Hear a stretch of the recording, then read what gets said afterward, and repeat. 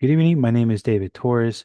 This is Group F, Joshua Baker, David Torres, myself, AJ Bergen, and Tice Robinson. And we will go over into the financial ratios for Medtronic and Abbott. Starting off with short-term liquidity and ratios for Medtronic specifically, let's starting with current ratio and quick ratio. They both they both did pretty good. I mean, as far as not changing as much. So they fell, but it wasn't significant, indicating that there's a lower short-term liquidity for the both of them. For cash flow liquidity ratio, there was a decrease due to the reduced liquid assets and the lower cash from operations. Um, but again, it's not significant. It's not something to really be worried about for Medtronic. Average collection period, it was shortened by 1 day, suggesting that slightly faster collection in accounts receivable. So they're collecting a lot more in those accounts and on collections or those accounts that I owed, no customers that own it, um, owed to the company. And then we have the days inventory held, which is reduced by 3 days compared to 2023. And so indicating a quicker inventory turnover.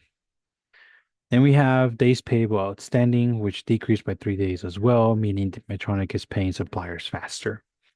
And lastly, we have cash conversion cycle, which remain unchanged from previous year, which is, there's only like a what 9.9 change.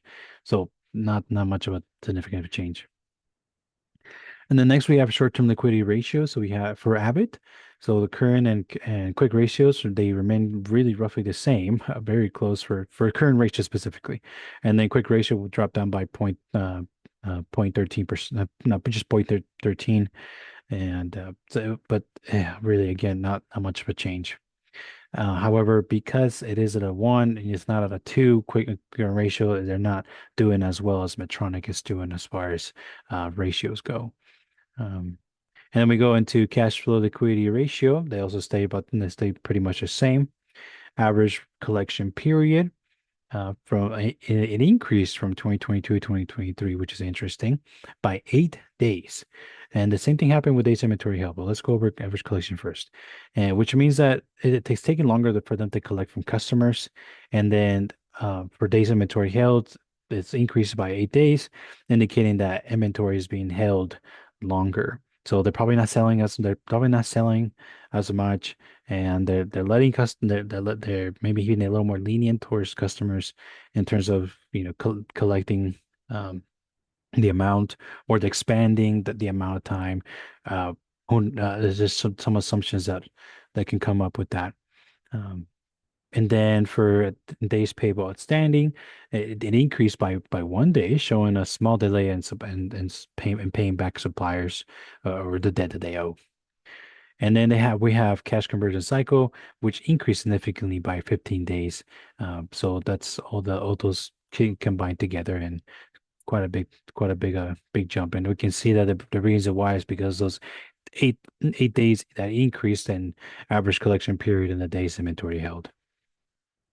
And that's it for the short-term liquidity ratios on Avid and Medtronic. Thank you. This is Josh Baker with Group F reporting on operating efficiency ratios for Medtronic and Abbott. For Medtronic, in terms of accounts receivable and payable turnover, those indicate that Medtronic is converting accounts relatively quickly into cash from an accounts receivable standpoint, as well as paying those accounts on credit in a timely manner as reflected in accounts payable turnover. Both those measures have slightly improved from 2023. In terms of inventory turnover, it is consistent year over year, however, remains low. While Medtronic had positive sales growth in 2024, this measure may indicate that Medtronic is holding on to too much inventory, which could be freed up for liquidity for other investments. For fixed and total asset turnover ratios, both are low, showing that total assets generate about 36 cents for every $1 of assets. And again, even with sales slightly increasing in 2024, these ratios are negatively impacted to Medtronic's investment in PP&E, goodwill, and other intangible assets, which are warranted to generate further revenue. However, again, negatively impact fixed and total asset turnover ratios. For Abbott, on those same operating efficiency ratios, their accounts receivable and payable turnover indicate that they are also converting accounts on credits quickly into cash, as well as paying those accounts on credit in a timely manner. However, cash conversion via accounts receivable did decrease by 13% from 2022, which is an area of concern if continuing to occur in subsequent years. Inventory turnover is low and decreased a further 12% from 2022 to 2023. This, coupled with decreasing sales, may indicate that the company is not selling enough products and, again, is likely holding on to too much inventory, which could be freed up for liquidity for other investments. Fixed and total asset turnover is low, and while Abbott continues to make investments in PP&E and goodwill, these ratios are negatively impacted by declining sales. When we compare operating efficiency ratios between Medtronic and Abbott, both companies have reasonable accounts receivable and accounts payable turnover ratios, with Medtronic showing positive gains on accounts receivable while Abbott moved in the opposite direction. And both companies have low inventory turnover.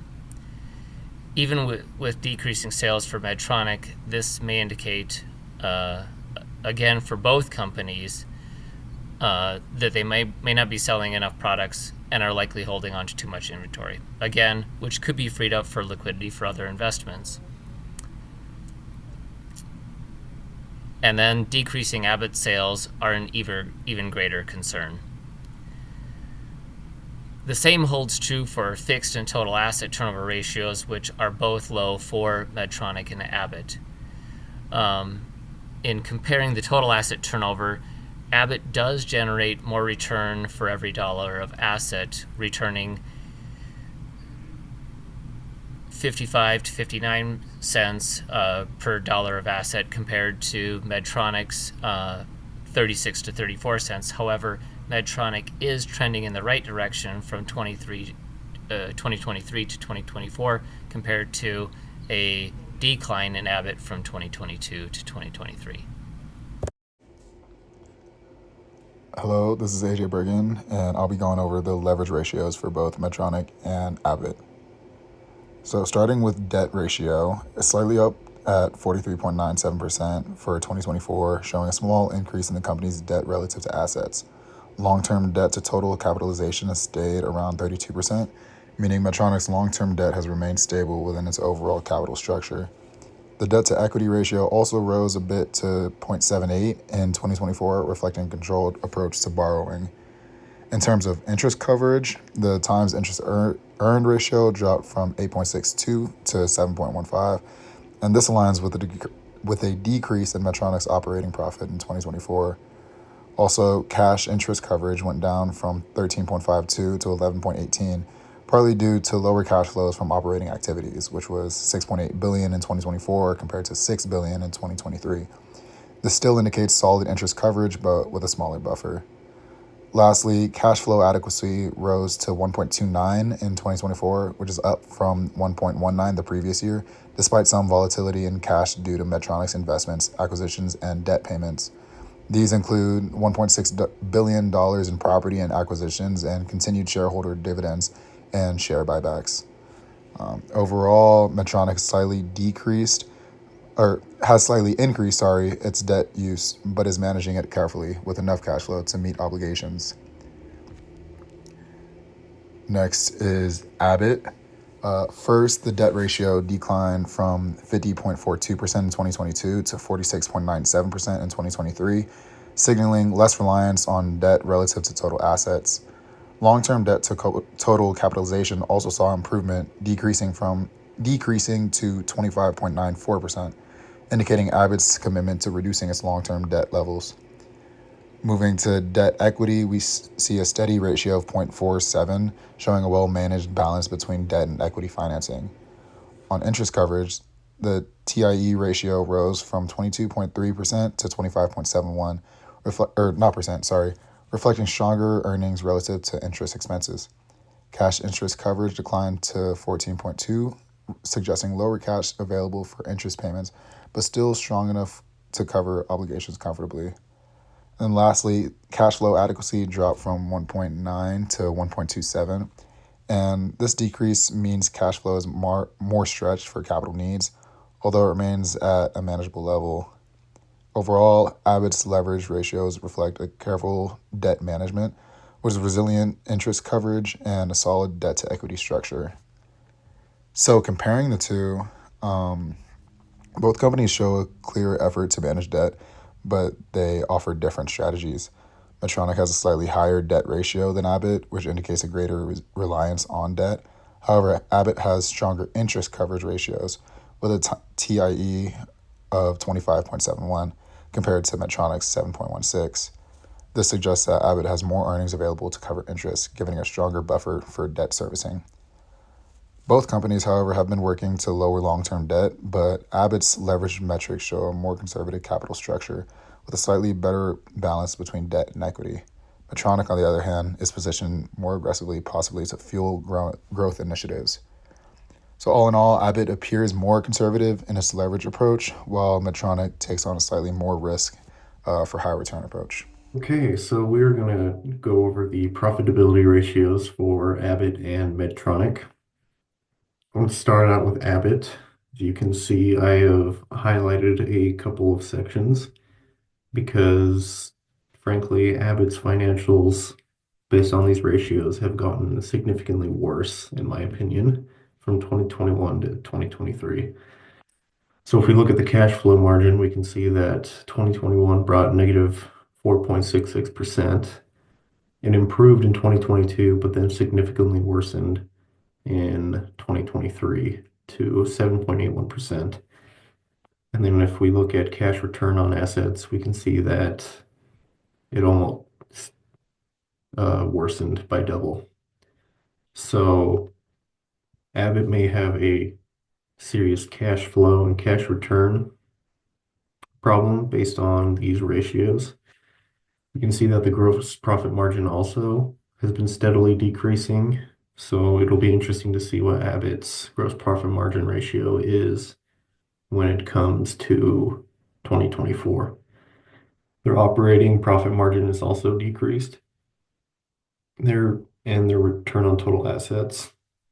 So they've been losing money and getting a lower return on their assets, which is really interesting to me. All right, moving on to Medtronic. Medtronic's spread looks a little better, in my opinion. They did have a worsened cash flow margin from 2022 to 2023, but as we can see, it did improve in 2024. And they did also have a worsening operating profit margin. But we can see that their cash flow margin has actually improved. It did drop in 2023 from 23.18% to 19.34%, and it improved back up to 20.97%. And we can see that their cash return on assets has also improved. We only have 2 years of data from the cash return on assets, excuse me. You can see that in 2023, they had 6.64%, and it improved by almost a whole percentage point to 7.54%. So Medtronic seems to be doing a lot better financially and being a lot more profitable than Abbott is. While there are some decreases in Medtronic, we can see that they're not nearly as severe as they were in Abbott. So I'm a lot more confident in Medtronic's profitability ratios than I am in Abbott's.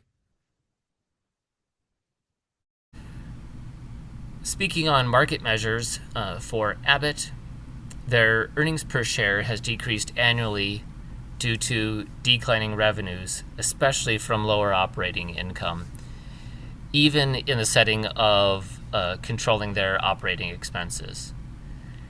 Similarly, with declining earnings per share, Abbott's stock price dropped over 20% from 2021 to 2022, and then remained stable from 2022 to 2023. Their PE ratio has been variable over the 3 years, with an average of 32.31. As an investor, a more favorable PE would be in the 20 to 25 range, with Abbott's higher PE indicating that they are spending more money for each dollar of earnings the company makes. On a positive investment side, Abbott has both a higher dividend yield and a dividend payout rate in 2023 in comparison to 2021. They've also had significant stock repurchases in 2021 and 2023. In looking at Medtronic market measures, their earnings per share decreased annually due to declining revenues coupled with increasing operating expenses. Similarly, Medtronic's stock price has also decreased annually with a decrease of 23.6% from 2022 to 2024. Their PE ratio has been variable over the past 3 years from 2024 to 2022 with an average of 29.58. Similarly, as an investor, more favorable PE would be in that 2025 range. Again, with Medtronic's higher PE indicating they're spending more money for each dollar of earnings the company makes.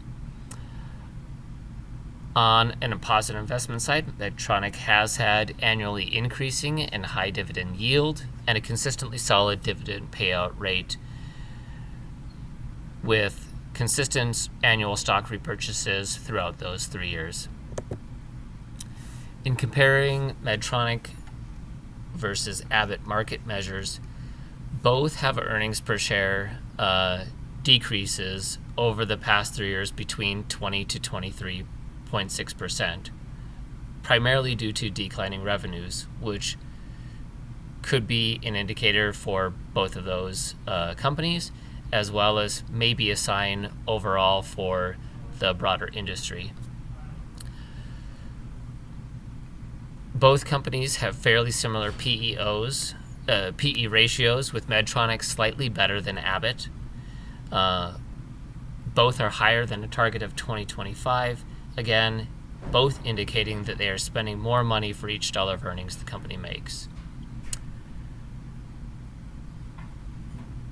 Positively, both Medtronic and Abbott have an annual increasing dividend payout rate, with Medtronic 20 to 50% higher than Abbott, depending on the year. And then similarly, both have solid dividend yields, with Medtronic higher by 2 to 4%. So I would say, as a potential investor, Medtronic, based on these numbers, appears to be potentially a more solid investment opportunity than Abbott, based on their higher dividend yield and higher dividend payout rate. Thank you.